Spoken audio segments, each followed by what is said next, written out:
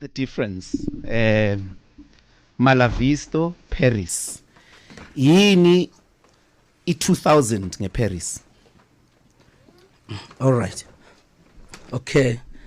What is the difference? Yeah. Between Paris and Malavisto? I think is that Malavisto is the old style or old school. I have to say that. Yeah. Yeah. So Paris is a new vision.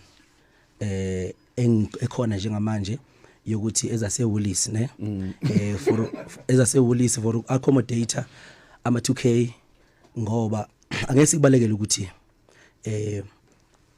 ama 2K iwona ikusasa lelizwe. That's why uhulumeni ethanda kangaka iyouth labantu abadala uyabo ingoba abantu abadala basakwazi ukusebenza abantu abancane bakwazi basenekusasa. So that's why mawuzoqhamana ndithi ndi youth nohulumeni ifunda fast because uyazi ukuthi ikusasa lelizwe lilele kuphi ku youth. So ke nami ngingacabanga ukuthi no man ngitrendile ngaba i-superstar ngesikhathi so Perry so Malavisto ngabo Maskando strong, but for now ngizokwenza kanjani for ukuthi ngicross over ke manje ngingene koLumpombo and then ngempela kuyenzeka Limpopo people playing Paris playing Gushi. I think everywhere you go Mthandeni SK, you understand? Yeah, but now you see I want to challenge you there. Yeah. Kubaleke kangakanani kulomculo weMaskandi ukuthi you must employ other languages. Akubona lapha wena mfethu usushaya isiburuke isichaba. But people of Limpopo didn't mind. They listened to your music. So in the future, are we likely to hear you singing iMaskandi ngelinye ilimi? Yeah, ngesiburuke ne. Yeah. No kubalekile kakhulu ukuthi vele mawushawa music uaccommodate wonke abantu because wonke ama nation yabo, because now kufanele ukhumbule noma remember I'm a king of Maskandi. I'm not a king for nothing. You understand? I'm here because I'm representing Maskandi genre. That's why everywhere you go uthola Mthandeni SK, uthola Paris, uthola Gushi.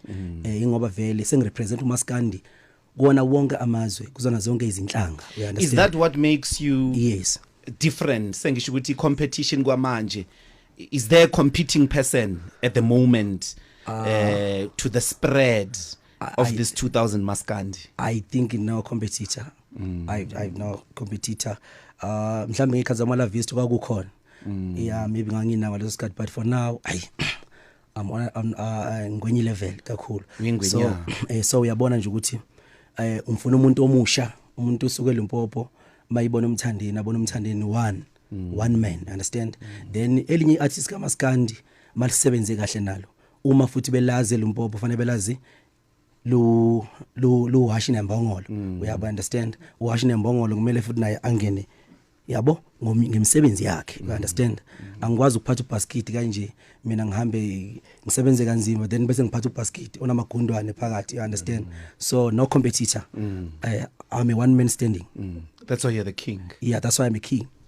Bantwana benkosi. It's 11:30 here on Power Talk. Let's take the headlines and continue our conversation with the king of Maskandi, Mthandeni Nyakalo Tefu.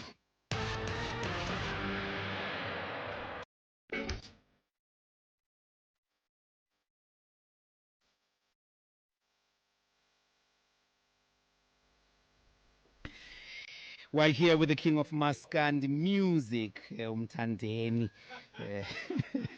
It's getting down here in studio, Bantwana benkosi. 0861987000.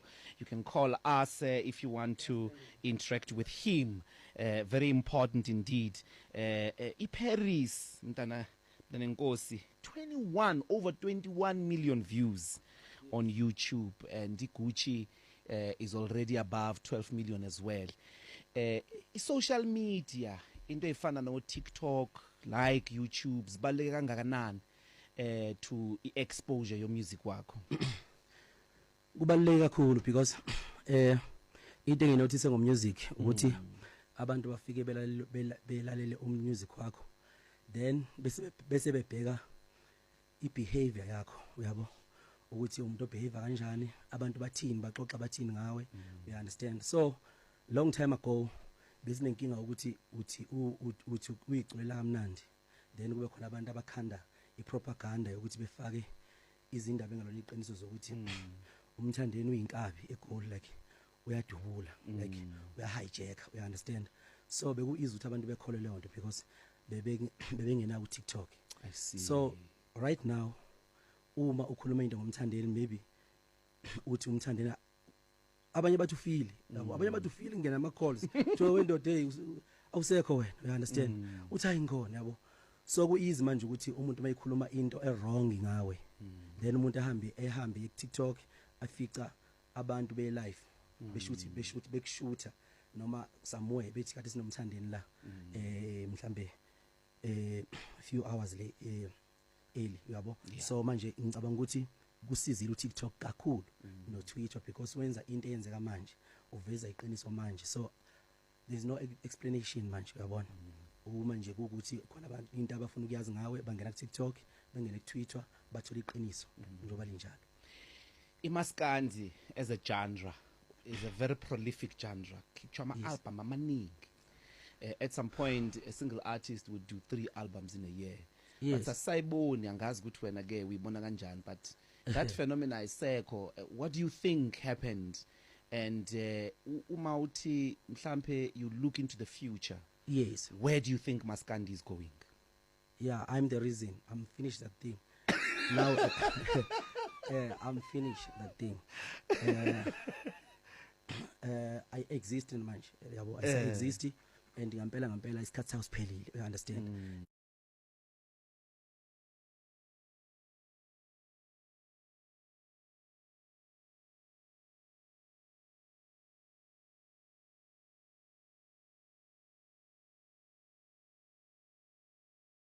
Vele uMaskandi uthola ukuthi Ngabe kudlapha. ngabe nobudlapha kuba nama.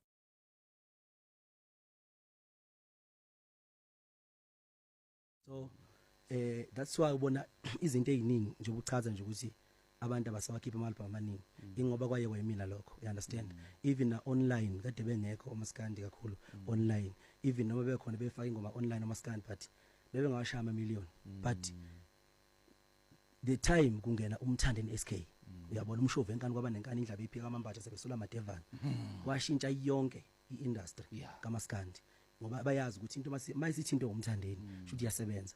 Umthandeni mayengekho involved lapho, even ngisho event mangekho ievent oMaskandi baba banqanqe ukuthi sokhokhelo lapha kuzoba kanjani because kuyaziwa ukuthi la umthandeni okukhona khona umthandeni uqondile. So nalento ke yokugcokama yokuba clean nje ubabona nje quality no Big Zulu, uyabo. Exact nasiki sibuko ke wonke nje umuntu osuka ngala eNatal oswenkayo oyijongo insizwa ubukela la, uyabo. We were talking offline about the old days, which Yes. they are old now, or Red Nation, Blue Nation and all of that. So yeke yonke leyo nto. Yes, angiyekile leyo nto because leyo nto leyo I think bekuyinto endala, you understand. I understand ukuthi emakhaya sisakhula besidlala into ngobhoqopho, you understand. Uyabo ngobhoqopho sibancane vele. So akwazi ukuthi uhlangane nami egoli sengiyinsizwa manje sengimdala, you understand. Uzongidlalisa ngobhoqopho ngoba uzokhipha inhlalo bathatha mina ngivele ngikufuqa, uyabo. So bese kuba khona imeda, understand. So kufanele ubheke mawukhula khona izinto kufanele uyiyekele uzishiye uyithathe njengomlando osuwaphela, understand. Because wonke umuntu unomlando, you understand. Njengamanje awufana ngo 2010 mhlawumbe umncane ongenawo nentshebe, so manje usunentshebe sekufanele uyihloniphe lentshebe yakho. So I think nami ke ngihlonipha intshebe yami njengamanje. Angikwazi ukuthi ngintshebe engaka ngihambe ngiphethe ubasket ogcwele amagundane tswi amagundane ngiyakhuluma ngala tswi you understand. So makhuluma nami ukhuluma nomthandeni SK as a king of Maskandi, yabona. I'm representing Maskandi all over the world, you understand. Out in Gadumzila. Yeah, asukade kumzila Awukade umzila. umzila. We're going to come back to you there. Music kaMaskandi nathi asifisa vele ukufana nobhuti bethu nobaba bethu, sasazi ukuthi icareer yethu kufanele ifane nabo, uyabo. Sifanele sisebenze egoli. Abanye bafowethu ngiyakhumbula nje ukuthi babeyeka ngisho izikole emakhaya bethi ngiyosebenza egoli ngoba ngifuna ukufana nobaba omncane, angithi yabo so sikhule kanjalo ke lesikhathi ubaba omncane buye egoli edlala uMaskandi ngoba uyi role model yamvele ngizogcina nami senguthanda uMaskandi ukube babebuya bedlala igospel maybe ngabe sicula igospel so ubani bedlala eMaskandi endlini ekhaya owedlala uMaskandi kakhulu ekhaya mina obhuti bami nomalume kakhulukazi omalume ebedlala uMaskandi ngoba ubaba bedlala R&B oDupi Grey no UB40 or something bekuyimpantsulu baba yeah and uyayikhumbula ingoma the first song owayibhala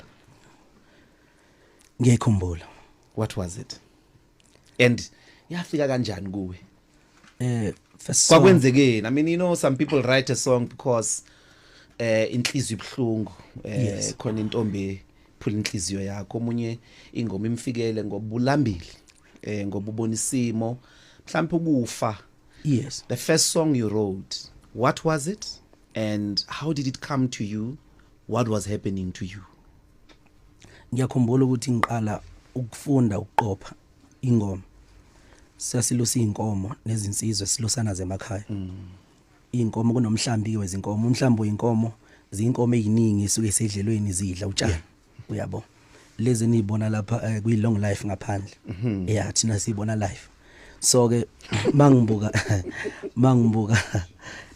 mangibuka inkomo like ngakungifikela njoba ngisho ngithi lento ifika njengesithunywa kwakungifikela ukuthi ucrowd lezi inkomo so mangiqala ngihlabelela inkomo ngiyithatha njengo crowd mazidla utshani ziphakamisa amakhanda zithi awuthi yabona ngihlabelela nje ngicabanga ukuthi ingoma ezikhona emakhaya ezicula makuthiwa kunemgidi ekhona ngaqala lapho ukujwayela ukucula nani ukuthi ivoice iphume nokuthi ngibe ngazi nama note kwaya ngagcina ngacula ucothoza because endaweni yangakithi hayi kaSlam esigodini yabo bekunocothoza kakhulu ubudominator hayi ingoma ukusina I see so ke ngacula ucothoza wana kwangifundisa ke ukucula ukuthi khona uAlito noTena yabo uAlito neSoplane ngifunde lapho ngifunde kanjalo lento le so ngafunda lapho ukucula ukuthi mawungena e-studio uyakwazi ukuthi ube nama note ushone phansi ushone phezulu bese phethu masubheka bese ushaya uAlito noTena ngangazi kanjalo kubizwa kanjalo ukucothoza ushaya epho and which one is your main is bengishaya uAlito mina lo ivoice encane then ke uTena ngofundise ngikhona lapha kuMaskandi asiye kule ngoma yokuqala wayibhala yayithi ingoma yokuqala engayibhala yayithi ngiyayishela intombi yangilwisa ibalekela udakini angithi nemakhaya sishele emfuleni mawusuka nje lapha eGoli ufike emakhaya ugqoke imbadada zakho uthatha ubrand wakho ufala because emakhaya siwela imfula mayoshela so awukwazi ukuhamba nebrand yakho uwela umfula uzofika umanzi entombini ungemuhle impahla sibamba kanje uwela umfula then ufuna ukufika umuhle entombini ukuze ikubone ukuze ichazeke ikuthande uma ke usufika entombini ayikho lento leyenzeka manje ukuthi intombi mawuthi hey siswami yabo bese responda fast intombi mayikuthanda ikhombisa ukuthi yenza izinto ezibhlungu kuwena ikutest ukuthi uyithanda ngempela yini so ikuthela ngamanzi ibhakede lamanzi yabona imbiza yamanzi ekhanda ivele ikuthele ngawo amanzi uswenkile noma mawuthi yasondela ufuna ukuyibamba ngoba uyashela phela ibanjwa la isithweni intombi mawushela wezothi ngabaleki ivele iyongena odakeni noma ingene emfuleni ime phakathi nomfula obvious mawusenkile ngeke ungene phakathi nomfula ngithi yabo kodwa mawukuthi uyayithanda uzogumula noma ufinqe ibhluk ungene phakathi nomfula uyayishela khona iyona indlela abathesta ngayo ukuthi uyimisele kangakanani so ke lengoma eyisuka lapho ke ukuthi ke usayikhumbula le ntombi intombi eyenza ukuthi uyibhale le ngoma ngisayikhumbula iduku lami lokuqala intombi nje iyitshitshe ngalishayayo ngalishaya ngiseThekwini kwasho uphuthe emahostela lapha eGoli kobuya futhi ko George Gogh ko Denver usho uphuthe empohlweni lapha sidiscussa nje ngami uyabo ngangiseThekwini ngaleso sikhathi. If you've just joined us, Bantwana Benkosi, we're with the King of Maskandi here on Power Talk on Power 987 Mtandeni, and we're having a conversation. If you want to join in, 0861987000. You want to ask any question or speak to us about the impact of his music and his sound in your own life, please do write to us. You were part of a group in the beginning of Maskandi, a group yokuqala, quite very impactful as well. Are you able to tell us the impact yokusebenza inside a musical group and then becoming a single artist, solo artist? Nendaba ipheka amambatha sebeshula amadevana. Awusukani madoda. Yeah. Ade emletsheni la ngulanda khona ehluhlwe kofinish. Kunziyama ayiwazi mina impela mfowethu kodwa phela Mina umtshela ngani uDr Ndlovu ukuthi awuqala ukucula ngezinye ilimi uke wacula ngesitsonga kunenye ingoma yakho. Shakaramini. Ngisenayo umama hlobo sama ngisenayo umama uneverse olushaya ngesitsonga lapha ngilizwe egoli uthi ani lomthando nokuyacula ngesitsonga. Ana mama Shakaramina. Ngale kosibiza abadlwana. Mfowethu ngiyabonga kuziyombhemu. Ngiyabonga mfowethu hayi cha ngiyajabula zizoza kithi makuthi ngikhona lapha eGoli futhi ngiyakwazi ukutoboza nifona. Lento yakho yokusabalala phela thina siyayazi angithi sema hostel amaresi safikela ama hostel obhuti bathi ningahlali ke kulama hostel hambani kulawa nisha amaresi semaresi ke manje siyafunda siyazabalaza ama kodwa axoshwa yibo bhuti bathi hayi thina sifundanga abafana hambani lapha na emaresi la sikhona sikhonfe khona silalele khona idokamelisha awuzumshubo ngiyabonga mfowethu siyabonga mana ngifuna utshela uDr Ndlovu ukuthi uyaphikelela ngifuna utshela uDr Ndlovu ukuthi uyinkunzi uyama namagama akho uweneliswa yilokho nakho wathi impisi ayifuni okwabanye impisi yazi ukuthi inkunzi yona impisi ayilambela into zabanye abantu mayithola isinkwa ibonga sona mayithola ikudla okuningi ibonga khona impisi uke wangichaza uke wawina imoto encane ukuthi uyipholo wathi hayi ngibonga yona ngamane ngiphisane uyiphi umshovu umfana wakithi umshovu iRange Rover wathi hayi mina ngizobamba ipholo ngoba impisi yamukela ibonga lokho enakho siyabonga kwenyathi siyabonga kakhulu Lindani Hillcrest, welcome to Power Talk. Yeah, hello, how are you? I'm fine, how are you, Chief? Hayi ngiyabonga ngiyaphila nami ngiyabonga ukuthi ningikhulumise nomshovu wenkani ngoba nenkani inkosi yamaskani. Yeah. Mfowethu ilandoda lena ephinde into eyisho ngayizolo uma uthi ayiphinde futhi iphinde futhi phinda amagama. Yeah. Yes, Lindani, what do you have in mind this morning? Nayi okay ngahlahle nje ngizodusa nje umthandeni inkosi yamaskani ngomculo wakhe. Hayi siyabonga. Sibonge nje nokuthi ni-interview umculo wakhe nje ususinspiration kakhulu utshengisile nje nomculo wezinsizwa abanye nje bamaskandi sebecula umculo wabafazi manje kodwa umthandeni usamile nje nomculo wezinsizwa. Oh gosh. Awusukani manje. Kusho bona kusho mina awu usemoyeni impela nkosi yamaskandi. Usemoyeni mfowethu. Akaqina amagama. Yeah. What's next when Mthandeni are we expecting something this year?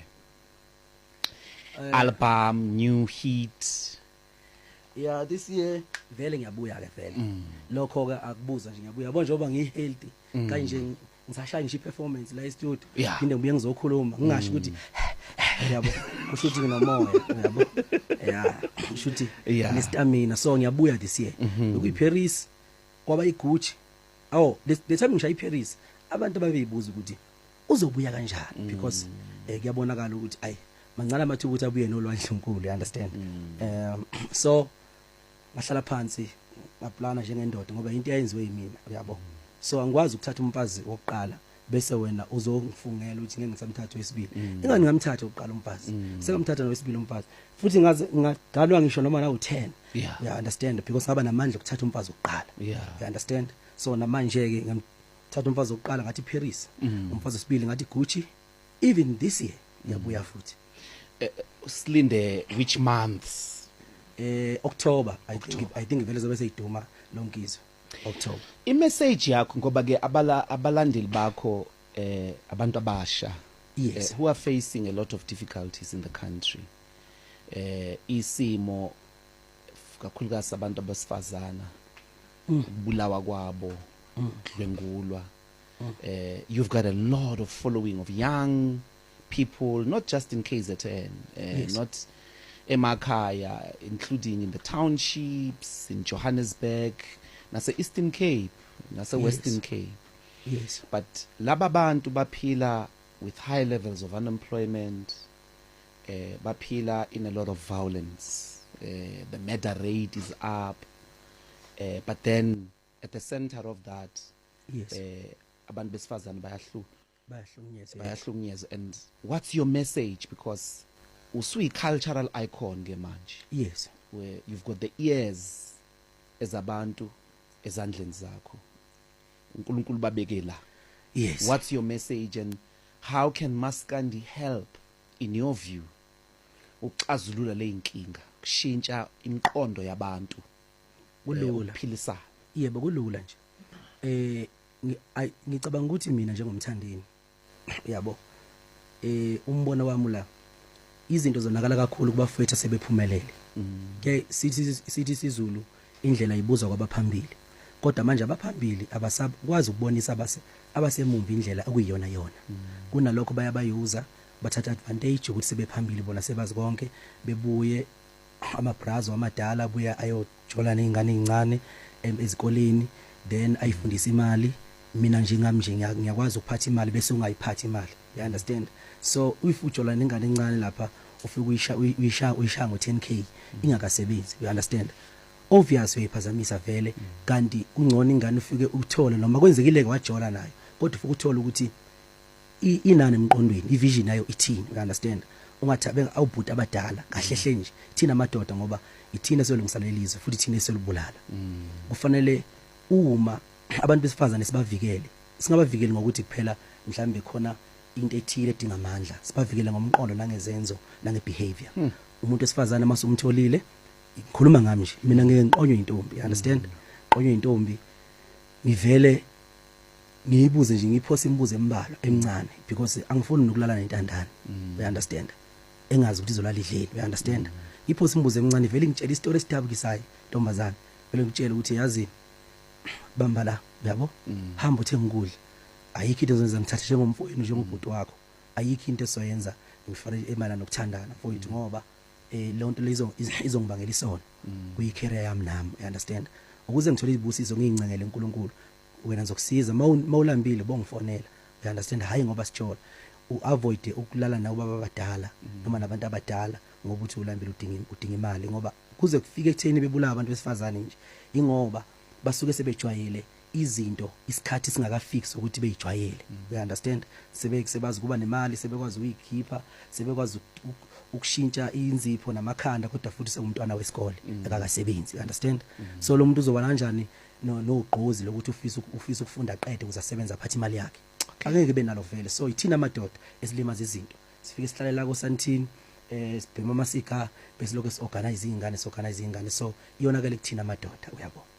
Yeah. Thank you so much, my brother. Ukufika kwakho la ePower FM, Yeah. senzela umusa neinsizwa. Yes. Sinibonge, siyakuthanda kakhulu. Futhi siyathanda lento uyenzayo la eSouth Africa, sikufisela Yes. ukuthi ufike eParis ngoba umculo waMaskandi yathandwa izwe lonke, the Yes. whole world. Yes. Uhasha ngakutshela, Phuze Chemist ngakutshela, they are able to, we wish that ngisho nase China nje umculo wakho and your gift umbuzele imkhize la yena oshaya ngakhohlwa, yena oshaya guitar ku Paris lama hits, umbuzele imkhize, even now useNetherlands, Netherlands, useNetherlands, umbuzele imkhize. So nje ngiyabonga kakhulu nathi siyabonga amahle kangaka. sifuna ukuhlukana ke. Ngiyanibonga nonke, please stay tuned bantwana benkosi for Power Lunch from me and the team here until we meet tomorrow. Nginthanda nonke emakhaya, sinishiya with a song that is my favorite in the disc choreography of Mthandeni SK. Awuzakhula Dango. saphetha mara ifu